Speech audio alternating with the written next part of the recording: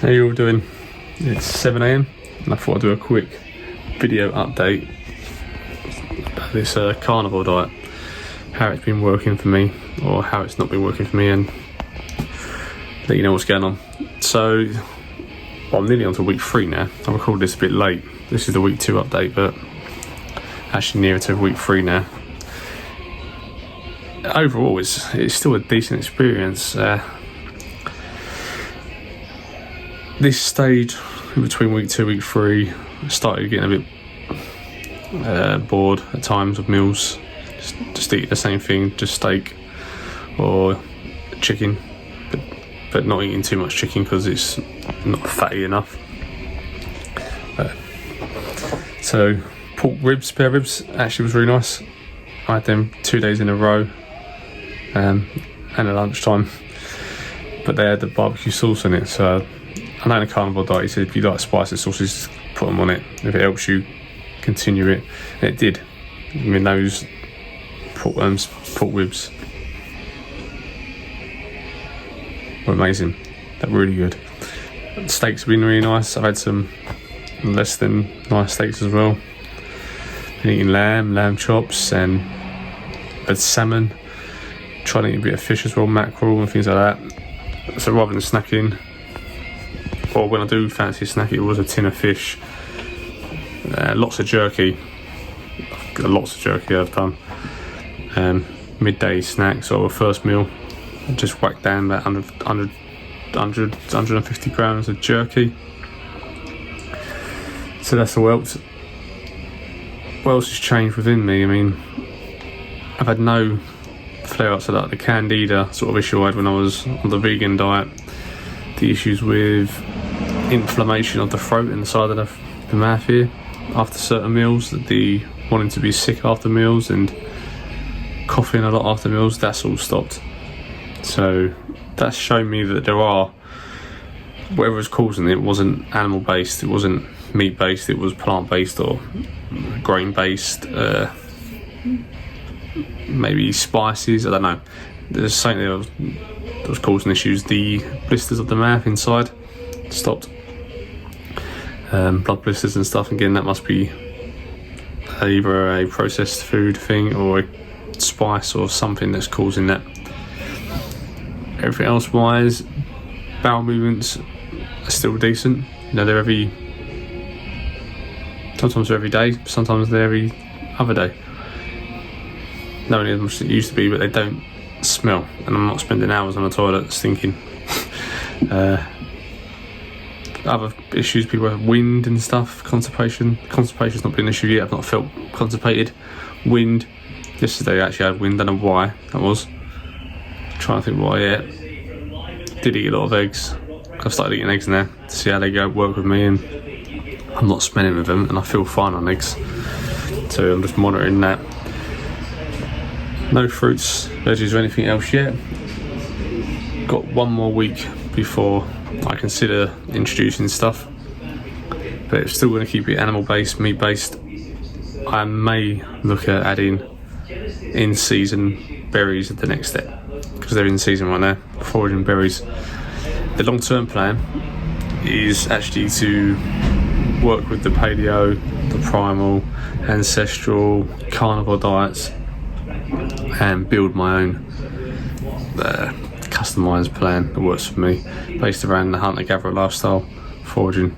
But we're back onto the carnivore thing. So meat's doing fine, I feel good, sleeping fine, waking up fine, energy levels pretty much stay consistent. Sometimes I only eat twice a day, once a day. What else would have been the benefits? I've got a list here of actually ailments I've had. The dry mouth after meals is gone. The sore throats and all that are past. Headaches, diarrhea's gone. I've got bad back at the moment, but that's a pulled lower back I had. That's not been an issue. No eczema anymore, but that's probably cutting out all the other stuff. That might not be, it's not the meat that's fixed it, it's what I've taken out that's fixed it.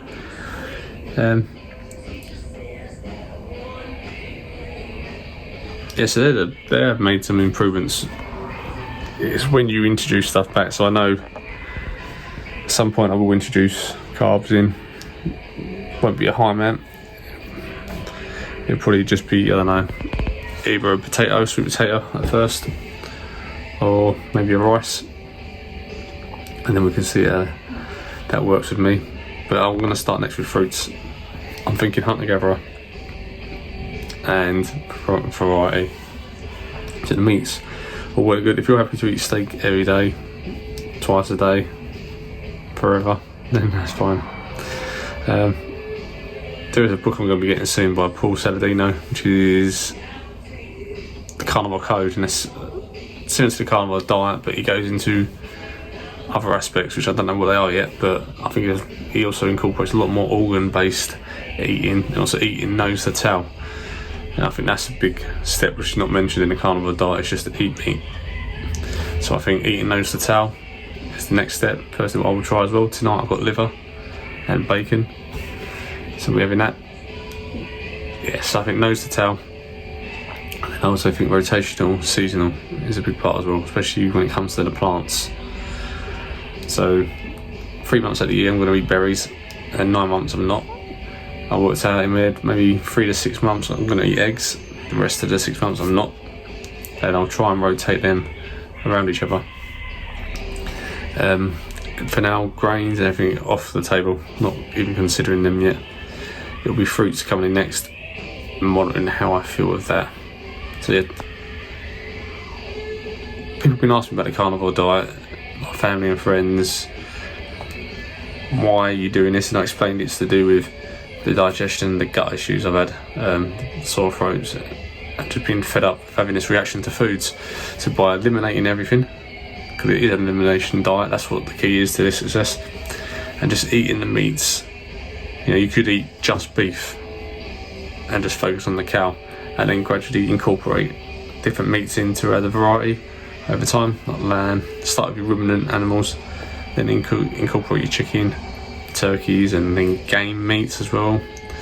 Then add the fish in, and just see how your body feels each time you add something new. If today, for instance, I got 2 bits of bread and whacked them down, I know I'll probably start feeling rough. If I had a big pizza in there, I'd probably feel rough. So you just got to monitor your body. And plants, I think eating potatoes every day, which I was doing just before this, every day I pretty much have potatoes, be it boiled potatoes or fried potatoes or chips, every day. And again, I think it's this minimum effective dose, your baseline of toxicity overload, poison overload. So if you're eating potatoes once a week, and sometimes you eat once every 2 weeks, and you eat greens like spinach and you rotate them every 4 to 5 months because of the oxalates, you change the plants, again following like a seasonal pattern, you're never going to overload on the same nutrients all the time coming into your body. And I think that's the key part. Eating tomatoes 12 months out of the year? No. So eat them within that period. Then when you get to winter, switch to more of your winter foods. Summer, eat more of the summer foods. Keep your baseline of animal products. So, for instance, in my head, going forward with this, is to bring organ meats in more, eating more nose to tail. Baseline of animal products, ruminant meats every day. Incorporating fish into like lunches and other bits. Snacking on fish is nice as well. And then bringing fruits in, but fruits will be in season. So I've got books on different seasons of fruits, so you can see what's in season right now, and I work from that sort of thing. So in summer I'd eat more of the summer fruits, cucumbers and things like that. But the second we get to winter, I'm not eating cucumbers, I'm not eating strawberries and things like that, because they're gone. So then we'll be eating more probably starchy tubers that we would have been looking for, then having them, maybe with some mushrooms, fungi, fermenting, maybe some dry fruit here and there because we were dried it out for those periods, dried meat, cured meat. So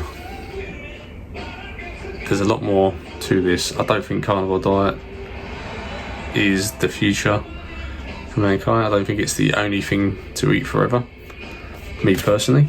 loads of people which it is working for, it's changing their lives, and it's really helped me. It's teaching me more about what's affecting my body. Is it the way I want to do it long term? No. I love being outdoors. I want to do the bushcraft thing more frequently, and you can't carry tons of meat with you, and laws in England mean you can't go shooting everything to eat. And the hunter-gatherer didn't rely on one source, and I think variety and variability of nutritional content is what makes humans progress further.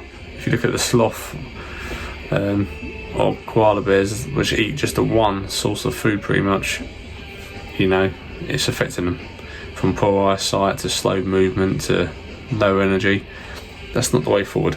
I don't think vegan is the right way. I don't think vegan is plant-based. I think we are omnivores, and I think we are seasonal-based, opportunistic omnivores, which will take what we can get. And I think variety is the key, and that's from seasonal foods through animal and plant. Plants used more medicinally and herbally, especially in drinks and stuff. But always rotating, having periods without certain things to let the body clear those toxins out, the oxalates, the phytates, the lectins, and everything else. Rotate, and then the variety of raw to cooked. So eating meat cooked, eating fruits raw, but also having cooked vegetables, which are more bioavailable, like tomatoes and stuff. Eating things like steak tartare, or just searing your steaks on the sides, keeping it pink in the middle.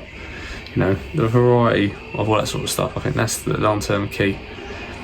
So I've got another week left. I'm going to stick to the meat, and then we'll decide. I'm either going to then start incorporating more organs, see how I feel in that. It's a bit of variety still. But yeah, I'm missing things like blueberries. I love blueberries and different fruits, and I'm even missing just eating the odd occasional nut. Again, nuts will have to be in season, depending on which type. But yeah, so the carnivore diet is working for me.